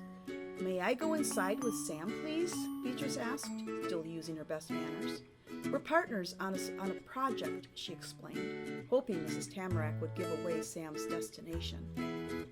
"Fine," Miss Tamarack conceded. "I just sent her to the library." The library? Beatrice couldn't keep the surprise out of her voice. She was expecting the office or the classroom, not the library. Unless the library was Sam's cover story. "Of course the library," said Mrs. Tamarack. She took the whistle out of her mouth and pointed it at Beatrice. "Keep an eye on the time. Your feet on the ground. The library is not a playground." After checking the coat closet in classroom 3B and peeking in the doorway to Mr. Hannah's office, just in case, Beatrice found Sam nestled in a beanbag chair at the back of the library. The Morse code manual lay open on her lap. She frowned as Beatrice approached. Beatrice plopped down beside her. "I thought we could work on our project." "I never said I wanted to do that project."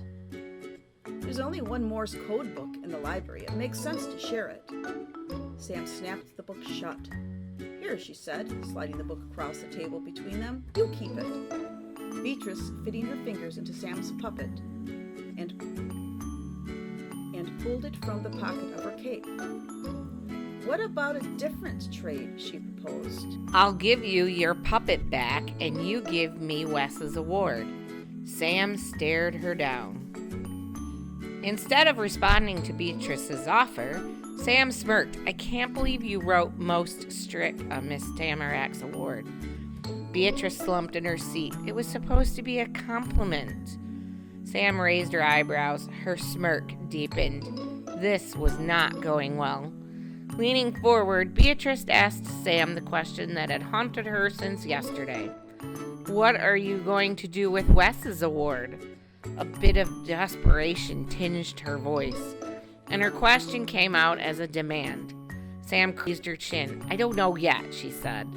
Then, seizing her bag, she pushed herself out of the oversized cushion. This time, as Sam disappeared, she wasn't a deep-sea diver slipping into nothingness. She didn't shuffle out of sight. She stood a little straighter than normal and stalked away with the confidence of a special agent. Beatrice studied the puppet in her hand. Under all the tangled yarn, Sam had 2 eyes and a smile. Beatrice leaned back and opened Sam's book, pondering. Pieces of a plan flipped over in her mind as she leafed through the pages. She couldn't see the full puzzle yet, but she saw enough to press forward. The first step was finding her partner. Chapter 20. Truth Be Told. Beatrice didn't have to wait long to talk to Lenny. Moments later, an opportunity crashed through the library doors. "I've been looking everywhere for you," said Lenny. Her hair was disheveled, and her bangs were stuck to her forehead. "What's going on?" asked Beatrice. "I can't stand looking at his sad face one more second." Lenny held up a finger. Her body bent over as she huffed and puffed and tried to catch her breath. Beatrice didn't need to ask who Lenny was talking about. It had to be Wes. A smattering of kids dotted the tables around them. Too many of them were peeking in their direction. "Come on," said Beatrice, grabbing Lenny's arm and heading for the exit. "We need privacy." Once the wooden doors thudded behind them, Lenny's words tumbled out in a rush. "Did you know Chloe put up that girls only sign just to keep Wes out? I just asked her to take it down. But it takes a long time to change Chloe's mind." Lenny paused and took a shaky breath. "I know there's still a wanted poster, and I know it's a really big risk, but I think we need to give Wes his award today." Her earnest eyes peered into Beatrice's face. "It's still in your backpack, right?" Beatrice swallowed. "I have Kinkajo fever." The admission came out in a mumble. Lenny stared at her blankly. So Beatrice said their emergency phrase again, this time louder. "I have Kinkajo fever," she half shouted. "I need you to be serious, Beatrice. I am being serious." "Wait." Lenny's voice rose as the emergency phrase sank in. "You have Kinkajo fever?" Beatrice nodded. "If you think Wes's face was sad today, you should have seen his face when Chloe first put up that no boys allowed sign." Her eyes met Lenny's. "I had to give him the award," Beatrice explained. "He has it?" said Lenny. A breath of relief puffed out of her cheeks. "Wes already has his award?" Beatrice stared at the floor. "Actually," she admitted, "Sam Darcy has it." Lenny threw her hands in the air. "How is that even possible?" "I accidentally put Wes's award into Sam's mailbox," said Beatrice, grimacing. Lenny looked even more confused. "I was upside down," Beatrice told her, "and Sam's name looked a lot like Wes." Lenny's mouth dropped open. "Sam didn't see you, did she?" "She definitely saw me," said Beatrice, "upside down and everything." "This is really bad, Beatrice." "The way I see it, we have 2 options." Beatrice held up 2 fingers. "First, there's plan A." She dropped down 1 finger.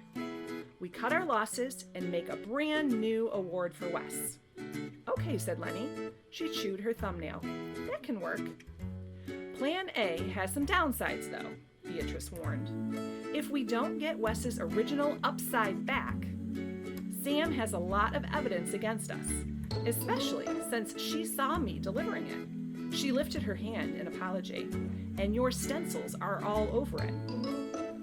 Lenny clunked her head against the wall. "Plan B better be good, Beatrice." "It is," Beatrice said. "All we need to do is make sure Wes gets the original award." Lenny lifted her head. "How do we do that?" This was the one piece of the puzzle Beatrice knew. "We need Sam's help. Sam doesn't even talk to us. Why would she help?" Lenny slid down the wall and plopped to the ground. "We are so doomed." "I don't think so," said Beatrice. As the words came out, her confidence grew. "I think we have a chance." "Plan B is going to work," Beatrice declared. "I'm almost sure of it." She helped Lenny to her feet as the bell chirped noon. "Come on," said Beatrice. "We can figure out the details while we eat." The co-founders of Operation Upside strode toward the cafeteria with Beatrice's cape billowing behind them. Flying high was so much easier than lying low. Chapter 21, Plan B. Wednesday was Beefy Nachos Day in the cafeteria. Nothing compared to stuffed crust pizza, but nachos were still good news. The nachos came with cheese, salsa, and a big scoop of meat in a styrofoam cup, which completely grossed Chloe out. While Chloe bit into homemade peanut butter and jelly, Lenny and Beatrice stood in the lunch line, brainstorming Plan B. "Do you think Sam would make a trade?" asked Lenny. Beatrice shook her head. "Already tried that." "Oh," said Lenny. Her face dropped. "Then what's the plan?" She stepped forward and grabbed 2 empty trays from the rack. Beatrice didn't answer Lenny right away. Her concentration was elsewhere. Wes Carver was meandering through the maze of cafeteria tables. Instead of looking for rocks, he was searching for a seat. Lenny passed Beatrice a tray. Beatrice accepted it absently. "Let's invite Sam to join Operation Upside," said Beatrice. She slid her tray next to Lenny's. "Everyone wants to be included, right?" Uncertainty clouded Lenny's face. "Can we trust her?" Beatrice passed Lenny a boat of nachos. She spied Sam in the far corner of the cafeteria at a table dominated by 4th grade boys. As usual, their heads were clustered over their trading cards. Sam sat 2 seats over, her feet propped on the table, her face masked in a book.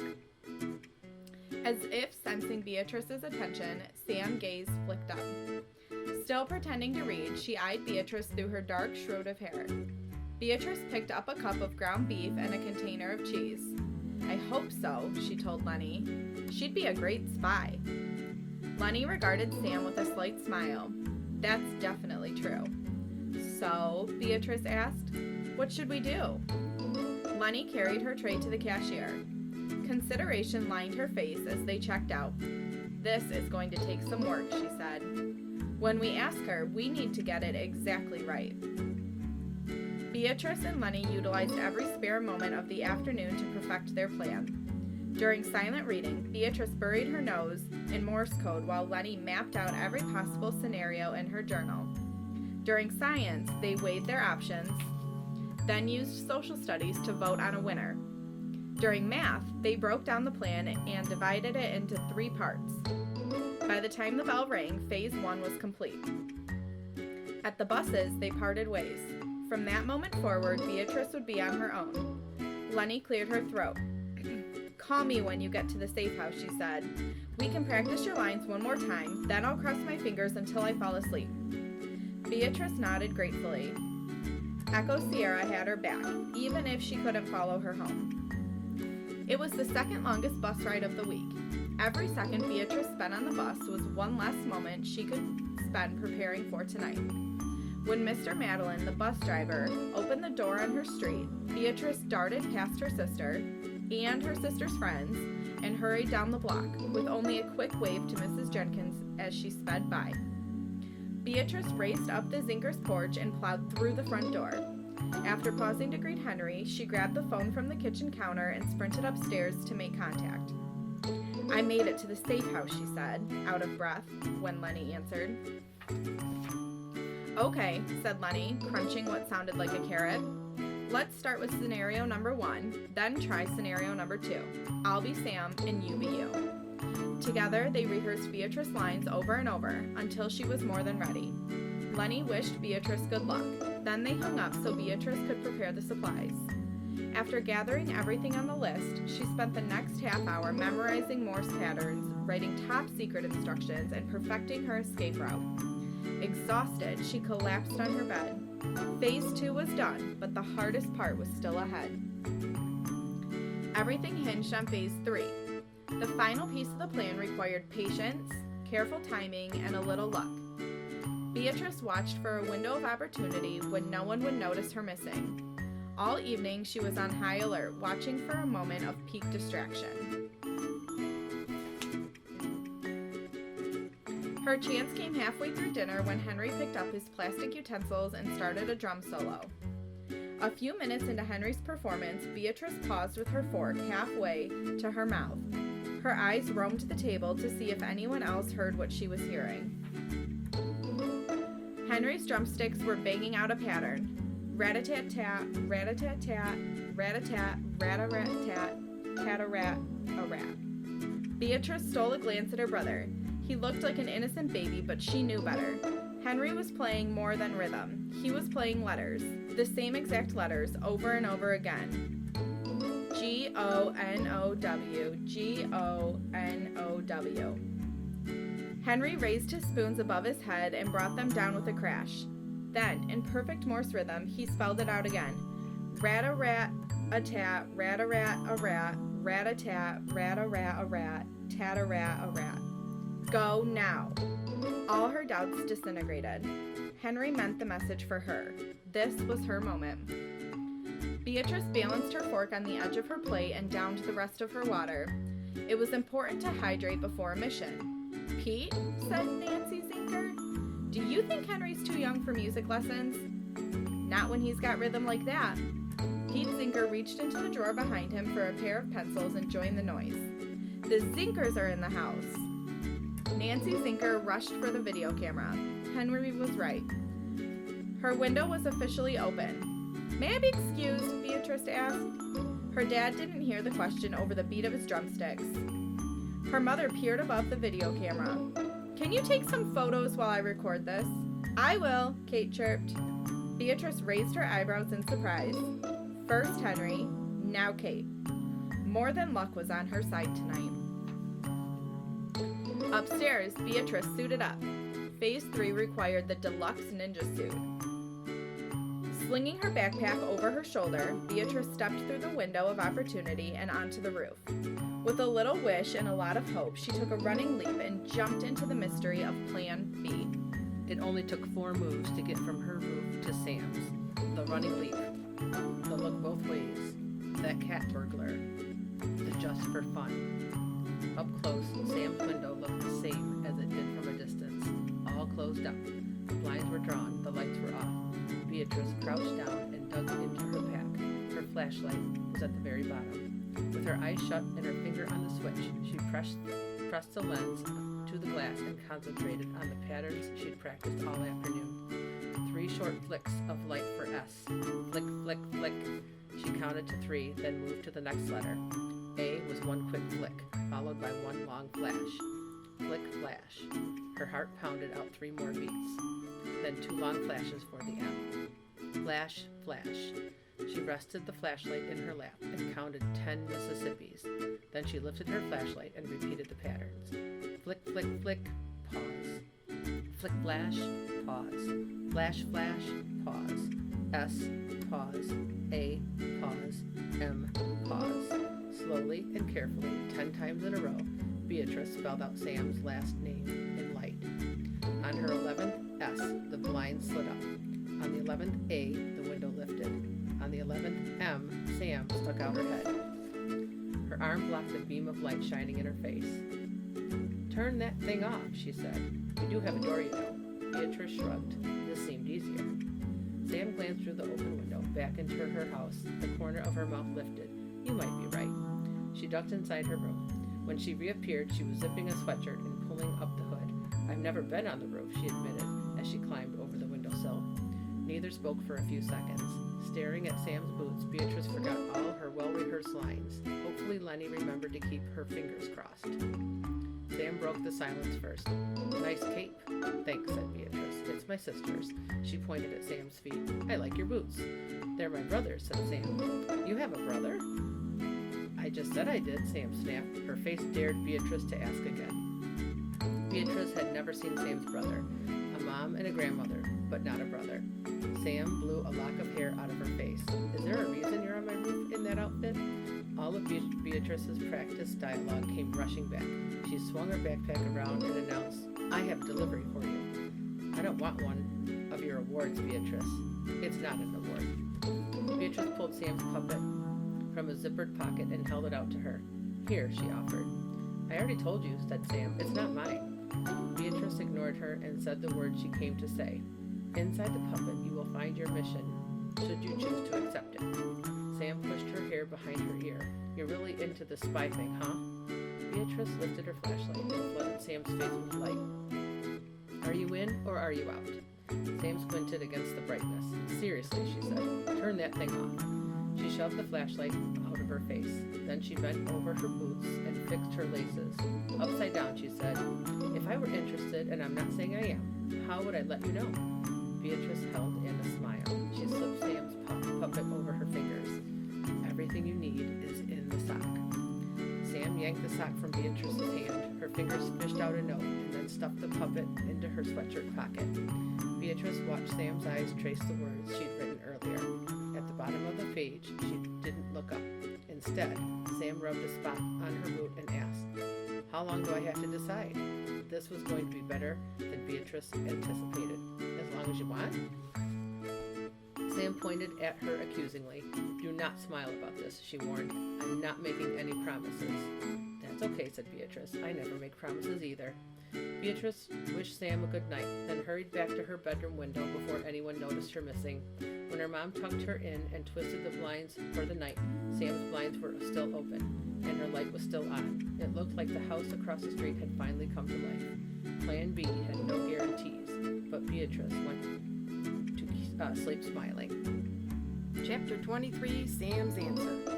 Thursday came and went without word from Sam. Whenever Beatrice tried to make eye contact in class, Sam looked away. Did you give her a deadline? Lenny asked. Not really, said Beatrice. It was kind of open-ended. Lenny bit her thumbnail. How long are we going to wait? As long as it takes. Wow, said Lenny. Beatrice shrugged. I have a good feeling about this.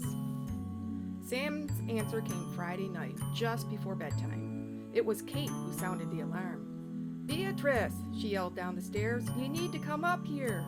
Beatrice bounded up the steps, traveling so fast she tripped twice before reaching the room. Her sister was at the window, peeking through the blinds. There's a light show going on across the street, said Kate. I have a feeling it has something to do with you. Beatrice leaned over Kate's shoulder. Sure enough, a beam of light flashed across the street. On and off it pulsed, lighting up the night. After 48 hours of silence, Sam was finally talking. Light flicked and flashed across the space between them like a song. Beatrice blinked her eyes, mesmerized by the beauty of it. Flick, flick, flick, flick, flash, flick, flash, flash, flick, flash, flash, flick, flash, flash. Beatrice watched as the letters cycled over and over, trying to make sense of them. They weren't the letters she was expecting. Sam was supposed to signal her choice, in or out. But Sam was saying something else. Are you practicing for your project? Kate wanted to know. Hold on, Beatrice said, squinting. I need to concentrate. Beatrice grabbed her binoculars and focused on the blinking window. She translated dots and dashes for all the flicks and flashes. Flick was E, flick, flick, flick was S, flash, flick, flash, was Y, flick, flash was A. Flash, flick, flash was another Y. E-S-Y-A-Y. When Beatrice figured it out, her binoculars dropped to the floor. Sam was using Morse code to tell her yes in Pig Latin. Why are you smiling like that? Kate waved a hand in front of Beatrice's face. Are you okay? Beatrice nodded her head and swallowed the lump in her throat. S-yay, she told Kate. I'm just really happy. For once, she understood Sam perfectly. Monday morning started like it always did. Sam slipped into classroom 3B just as the bell rang. As usual, she ignored Beatrice's attempts at hello. Are you sure she was saying yes? Lenny asked. Are you sure she was saying yes? Lenny said. I'm positive, said Beatrice. Deep down, though, she was wondering the same thing, and by lunchtime, doubt had swallowed her appetite completely. If you don't want your apple, I'll take it, offered Chloe. Mine's mushy. Beatrice handed it over, then passed Lenny her cookie. Across the cafeteria, Sam's face was deep in her book. She never even glanced in their direction. At the very end of the day, Beatrice found a note stuffed in her mailbox. Her gasp of relief almost blew her cover. Mrs. Tamarack looked over, scowling. Nose to sleeve when you sneeze, Beatrice. She lifted an elbow to her face in demonstration. Beatrice stuffed the note into her pocket and and smiled. Got it. As the whole school flooded to the bus, Beatrice and Lenny dove for the bushes. They only had a few minutes to spare. Beatrice quickly decoded the dots, dashes, and slashes, while Lenny rushed to scribble them down.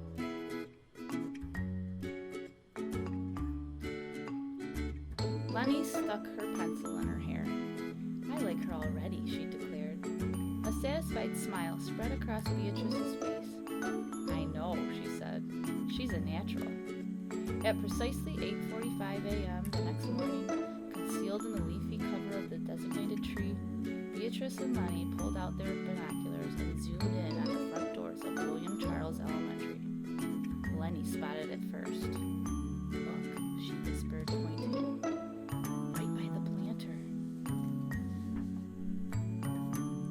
Seeing what Sam had done, Beatrice's chest hurt. A part of her wished they'd planned to give Sam the upside all along. She deserved it as much as anyone. Sam's house, blinds up and bright, flashed through Beatrice's mind. Maybe being included was as good as getting an award anyway. Maybe it was even better. Do you think it's safe down there? Lenny pulled her binoculars from her face. What if Wes is late and someone else finds it first? Questions were still coming out of Lenny's mouth when Wes Carver wandered into view. The package immediately caught his attention. Squatting down, he retrieved the award. Confusion flickered across his features for a moment. Then he spun in a full circle, looking all around, happiness beaming from every part of his face. We don't even need binoculars to see that smile, said Beatrice. What are you guys doing up there? Chloe Llewellyn stood below them with a giant poster rolled under her arm. You're not being another weird animal, are you? I don't have time to make new rules all day. Hey, Chloe, said Lenny. You know what you need? She stashed the binoculars and adjusted her position. An assistant who can keep up with all Beatrice's animals. Lenny nodded toward the front door. Like him. Chloe angled her head and studied Wes. He held his new award in one hand and the front door in the other.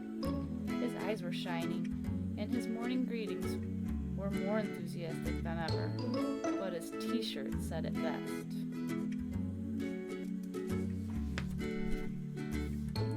Chloe pursed her lips, considering. Maybe, she finally said. He does know a lot about animals, and did you know his pink marker smells exactly like watermelon? Beatrice and Lenny exchanged a smile. From Chloe, a maybe was a very good sign. 3 hours later, Sam slipped into the library and took a seat next to Beatrice. I can't believe I'm doing this, she whispered. Lenny and Chloe were in the middle of an impressive presentation about the Philippines. Chloe colored a detailed map, and Lenny showed a bunch of photos from her summer vacation. They even taught everyone how to say hello and introduce themselves in Tagalog.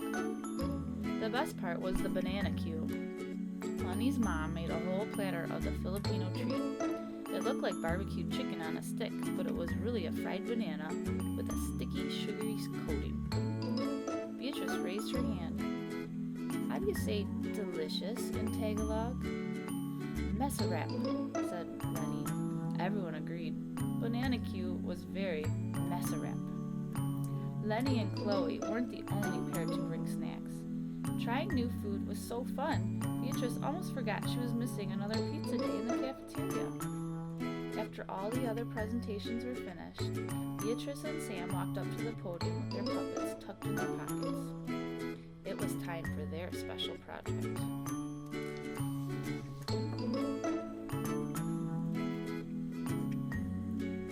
We need just a minute to get ready, Beatrice told the room. Together they flipped the presentation table on its side and took their places behind their stage. Beatrice lifted her puppet above her head and began the show. In the front row, Kate cleared her throat. Sam jumped in to help. Beatrice picked it back up again. Languages can be really confusing, Sometimes you have no idea what someone is saying. Or you think someone is saying one thing, but they're actually saying something else. Kate cleared her throat again. Last week, Sam and I didn't understand each other at all, Beatrice continued. Now I know some Morse code, and Sam knows some Pig Latin. For a moment, all the faces in the library faded away.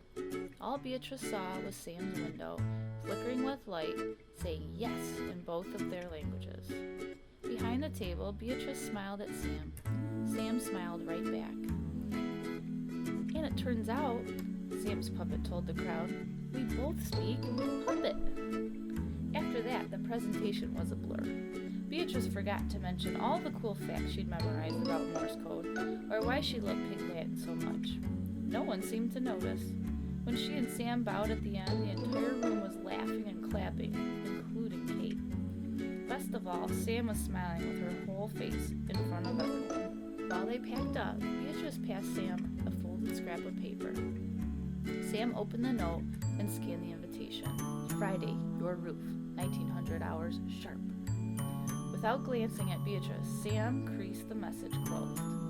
Her fingers continued working, pleating the paper into a gum-sized rectangle. She folded the top secret information into her cheek and began to chew. Beatrice lifted her eyebrows. That was one way to hide confidential information. Beatrice couldn't wait to tell Lenny. Save room for dessert, she told Sam. The password is ice cream. Sam remained silent, but the corner of her mouth quirked up. Her jaw was still hard at work, destroying their secret communication. With a little wave, she headed into the hall, her eyes gleaming and her mouth full of secrets. Most things about Sam remained a mystery, but one thing was certain. Sam Darcy was meant for Operation Upside.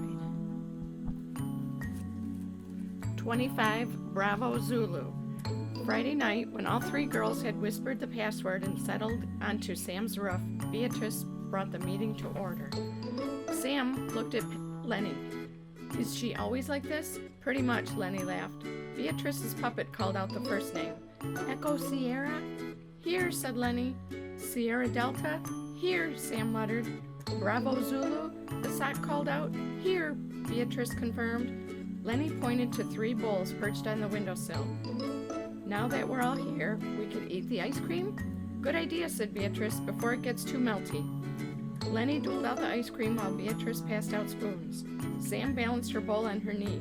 If it's okay, she started, bouncing her boots nervously. There's something I want to say. She reached through her bedroom window and grabbed her yellow backpack. Beatrice and Lenny waited, their full attention on Sam as they unzipped the bag. My brother's in the Navy, she confided. He writes me lots of letters. She held up a handful of worn envelopes. They're always in code. She paused and pushed her hair behind her ear. Last week, he sent one in Morse. Oh, said Beatrice, the library envelope was from Sam's brother. That's why you checked out the Morse code book? Sam nodded. Learning Morse was more fun than I expected, but naval flags are my favorite secret language.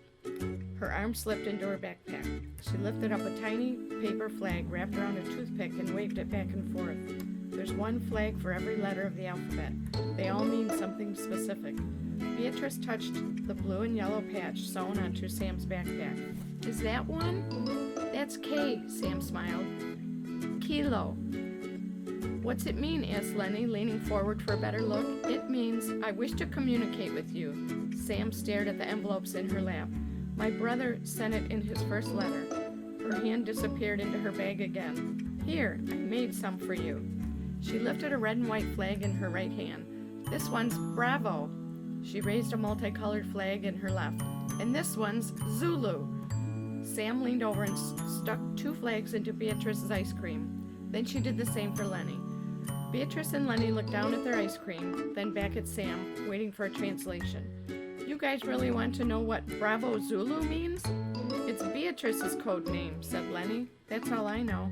Sam checked with Beatrice. You don't know either? Beatrice shook her head. I can't believe I get to be the one to tell you. Clearing her throat, Sam lifted a miniature version of each flag. Blown together, these flags are a celebration, she explained. wiggling the toothpicks. Bravo, Zulu means well done. Beatrice stared at Sam with her mouth open. Is that true? Sam held out a book from her bag. A grid of flags decorated the cover. You can look it up later. Beatrice took the book. She'd seen it once before in Mrs. Jensen's hands, topped with a yellow bow. Lenny bumped her shoulder. Bravo, Zulu, Beatrice, she said. I don't know how you did it. You recruited Sam. We made Wes's week, and so far, she crossed her fingers, Mrs. Tamarack hasn't shut us down. Beatrice bumped Lenny back. All the good parts were you. Behind her green glasses, Lenny's cheeks turned red. Teamwork, she said, and Beatrice's voice brightened. Did you see Mrs. Tamarack took down the wanted poster? Lenny laughed. I was afraid you did that. I heard someone gave Mrs. Tamarack an anonymous tip, said Sam. She twisted a flag in her fingers. That most strict was a compliment. Lenny and Beatrice stared at the newest member of their group. Sam had their full attention again. A tiny smile touched her lips. I also heard the anonymous tip was written on a typewriter, she said, with a nod toward her room, kind of like that one. A black machine with old-fashioned keys sat on a table just inside the window. Sam laughed at the looks on their faces, then raised her ice cream over her head. Bravo, Zulu, guys! Lenny and Beatrice quickly lifted theirs too. Bravo, Zulu, Sam! In honor of the adventure that brought them together and all the ones to come, the 3 members of Operation Upside bonked their bowls in celebration. Beatrice glanced at her friends, one old and one new. So, she said, I've been thinking about who should get the next Upside. Conspiracy twinkled in Lenny's eyes. I have ideas. Me too, said Sam, her smile wide. Me 3, said Beatrice. She filled her spoon and savored a giant bite of dessert. The trio whispered possibilities as the sun went down and the sky glowed pink all around them. Together on Sam Darcy's roof, their future tasted as sweet as ice cream.